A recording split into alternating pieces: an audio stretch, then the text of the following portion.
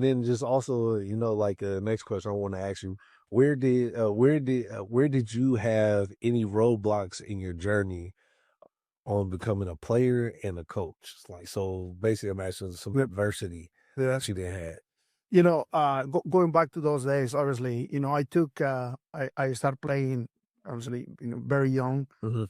I signed with a pro team, third division, and I was 15 years old. I was very young. Nice. Okay. I was 15, and then halfway through the season, I got pre-selected for the U.S. for the Mexican national team under 17.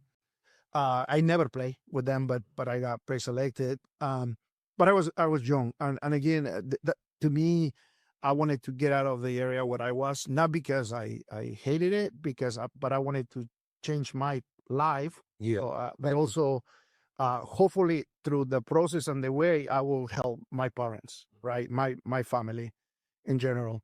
Um, so, for me to go to practice, for instance, when I was start playing pro, we didn't make hardly any money. It was just basically a few pesos back then, just to have a little bit of food, and then that's Yeah, it, yeah, right? yeah. But I had to travel, you know, if I got um, a ride, somebody will give me a ride. It was about 25 minutes to the soccer field, but coming back, practices were late in the evenings.